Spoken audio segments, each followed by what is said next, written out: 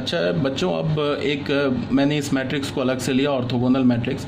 ये एक्चुअली थोड़ा इसके जो प्रॉपर्टीज़ है, इसमें कुछ ज़्यादा प्रॉपर्टीज़ है और थोड़ा ज़्यादा इसमें हमें अंडरस्टैंड करना है, तो इसको मैंने अलग से एज अ मतलब कि जो 4 मैट्रिक्स हमने पढ़ा ना, आइडेम्पोटेंट और फिर नीलपोटेंट और फिर क्या पढ़ा, इनवॉलेटरी और पीरियोडिक, उससे मैंने इसको अलग कर लिया है। ये थोड़ा इंपॉर्टेंट भी है, इस 4 मैट्रिक्स से ज़्यादा ये इंपॉर्टेंट है। इस पर क्वेश्चन अक्सर पूछ देता है जेईई मेंस में खासकर, तो इसको थोड़ा ध्यान से देखो, ठीक है। तो ऑर्थोगोनल मैट्रिक्स किसे बोलते हैं? सबसे पहले कंडीशन क्या है, बड़े ध्यान से सुनो, क्या है ऑर्थोगोनल का कंडीशन। और दूसरी बात क्या है कि अगर मैंने तुम्हें ये बोला है कि अगर जो भी मैं प्रॉपर्टी बता रहा हूँ इसमें रटने की ज़रूरत नहीं है। फर्स्ट टाइम अगर तुम देखोगे ना तो तुम्हें डर लगेगा कि यार इतना रटना पड़ेगा, नीलपोटेंट की प्रॉपर्टी रटनी पड़ेगी, आइडेम्पोटेंट की प्रॉपर्टी रटनी पड़ेगी हमें, फिर इनवॉलेंट्री की प्रॉपर्टी रटनी पड़ेगी। कुछ भी नहीं करना, सिर्फ अगर तुम्हें अंडरस्टैंड है देन एंड देयर वहाँ पे तुम प्रॉपर्टी निकाल सकते हो। हमें पता है क्या कि आइडेम्पोटेंट मैट्रिक्स है तो ए स्क्वायर इज इक्वल टू ए होगा। अब ए स्क्वायर इज इक्वल टू ए होगा तो हमारे दिमाग में ही हम कैलकुलेट कर लेंगे डिटर्मिनेंट ऑफ ए या तो 0 होगा या तो 1 होगा। इसमें क्या हमने रट लिया प्रॉपर्टी, कुछ रटा। अब अगर determinant of A not equal to 0 होगा तो फिर वहाँ से हम लोग फर्दर मैनिपुलेट कर लेंगे। तो उसमें कुछ रटना नहीं है, सिर्फ अंडरस्टैंडिंग है। तुम अगर समझ जाओगे, एक बार लिख लोगे तो तुम्हें कोई भी प्रॉपर्टी याद नहीं करनी है। बट इसमें थोड़ा सा तुम्हें ध्यान देना है। ये जो टॉपिक है ना हमारा ऑर्थोगोनल मैट्रिक्स, इसको थोड़ा, इसमें भी रटना नहीं है बट तुमको थोड़ा ध्यान से इसको समझना है। इसीलिए मैंने इसको एज अ डिफरेंट टॉपिक बना के यहाँ पे अलग से तुम्हें बता रहा हूँ। ऑर्थोगोनल मैट्रिक्स में आ जाओ। ऑर्थोगोनल मैट्रिक्स में क्या बोल रहा है कि A square matrix A of order n is said to be orthogonal matrix if a into A transpose is equal to i। किसी भी स्क्वायर मैट्रिक्स को ऑर्थोगोनल मैट्रिक्स होने के लिए सिर्फ एक ही कंडीशन है। क्या कंडीशन है?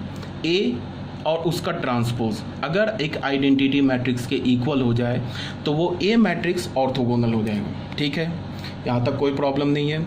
अब आ जाओ इसकी प्रॉपर्टीज़ पे।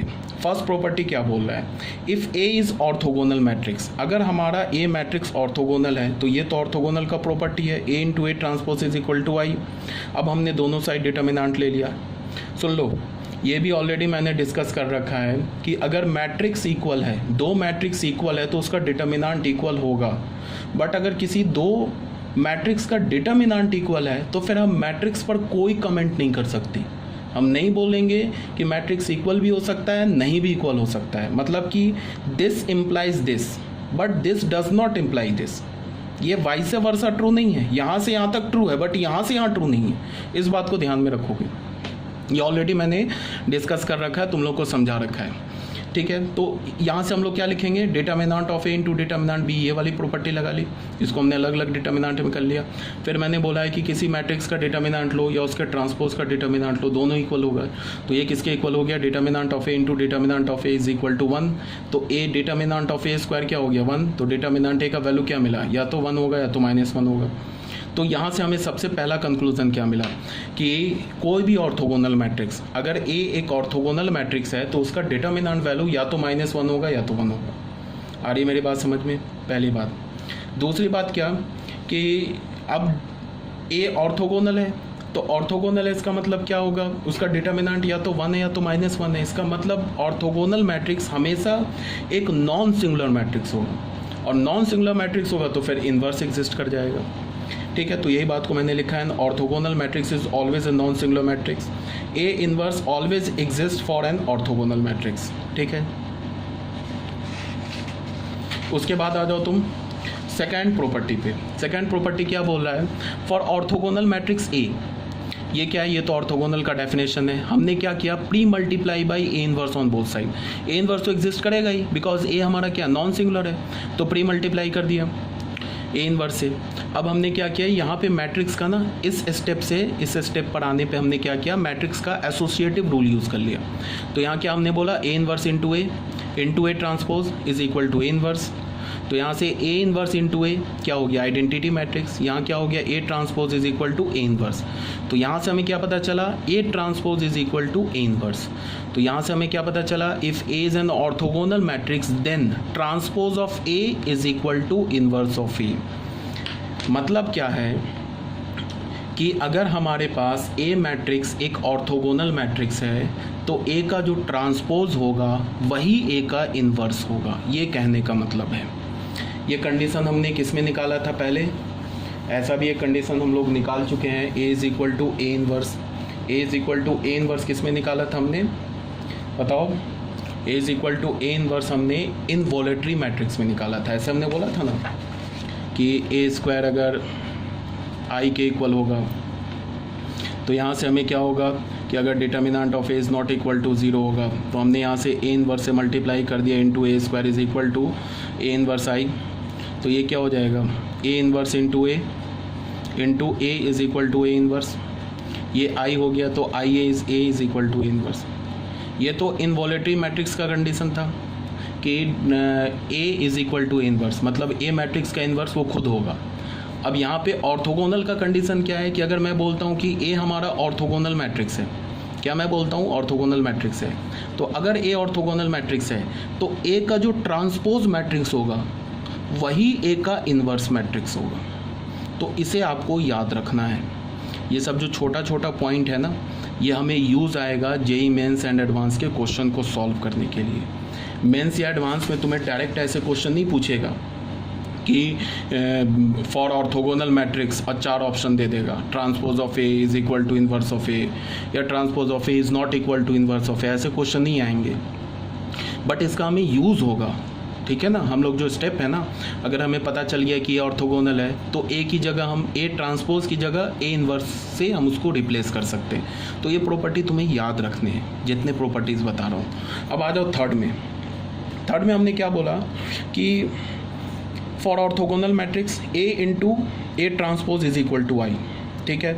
यहाँ पे हमने क्या किया कि ए इन्वर्स से प्री मल्टीप्लाई कर दिया, फिर इसको एसोसिएटिव रूल से इसको एक साथ लिख लिया, तो ये हो गया ए इन्वर्स के इक्वल।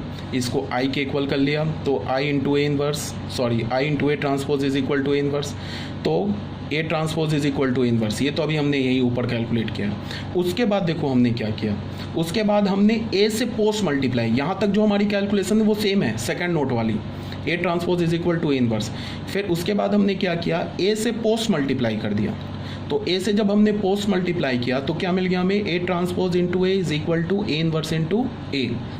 अब ए ट्रांसपोज इंटू ए क्या मिल गया, आई मिल गया, ठीक है। और ऑर्थोगोनल का क्या डेफिनेशन था, ए इंटू ए ट्रांसपोज आई, और यहाँ हमें क्या मिला कि अगर ए इंटू ए ट्रांसपोज आई के इक्वल है तो ए ट्रांसपोज इंटू ए भी आई के इक्वल होगा, ठीक है। तो कहने का क्या मतलब है कि तुम इसको ध्यान से देखो। अगर मैंने कभी भी ऐसे लिख दिया ना, सुनो ध्यान से, ए बी को अगर मैंने कभी भी आई के इक्वल लिख दिया, इतना मैं लिख के चुप हो जाता हूँ। तो यहाँ से हमें क्या क्या कंक्लूजन मिल सकता है, इसको देखो। यहाँ से तुम ये बोल सकते हो कि अगर ए बी आई के इक्वल है तो बी ए भी आई के इक्वल होगा, ठीक है। कैसे होगा, अगर ए बी आई के इक्वल है एंड डिटर्मिनेंट ए जो है हमारा एक नॉन सिंगुलर मैट्रिक्स है, या ए जो हमारा एक नॉन सिंगुलर मैट्रिक्स है, तो ए इन्वर्स से हमने प्री मल्टीप्लाई कर दिया, तो ए इन्वर्स आई, तो ये क्या हो जाएगा आई, तो ये बी हो गया, ये क्या हो गया ए इन्वर्स हो गया। अब बी से हमने पोस्ट मल्टीप्लाई कर दिया तो क्या हो जाएगा ए इन्वर्स इंटू ए, तो यहाँ से क्या हो जाएगा ये आई, तो यहाँ से बी ए मिल गया। तो अगर ए बी आई है and A is a non singular matrix, then B A is equal to I, तो A B is equal to B A is equal to I हो जाएगा। फिर से एक बार बोल रहा हूँ, अगर ए बी आई है and A is a non singular matrix, then B A is equal to also I, then A B is equal to B A is equal to I. और फिर मैंने ये बता रखा है कि अगर ए बी और बी ए आई के इक्वल है तो याद करो मैंने बोला था कि ए का इन्वर्स बी हो जाएगा और बी का इन्वर्स ए हो जाएगा, ऐसा मैंने बोला है। तो यहाँ से हम क्या लिख सकते हैं, ए का इन्वर्स बी हो जाएगा एंड बी का इन्वर्स ए हो जाएगा। देखो एक इस इंफॉर्मेशन से हमने क्या क्या डिड्यूस कर लिया, ए बी आई के गिवन है एंड हमें पता है कि ए जो है हमारा एक नॉन सिंगुलर मैट्रिक्स है, तो मैंने क्या बोला, if A B is equal to I then B A is equal to I and A inverse is equal to B and B inverse is equal to A. ये बात clear है। अब आ जाओ जो हमारे पास गिवन कंडीशन है उस पर आ जाओ। गिवन कंडीशन क्या है एक बार फिर से मैं बता रहा हूँ, सुनो ध्यान से।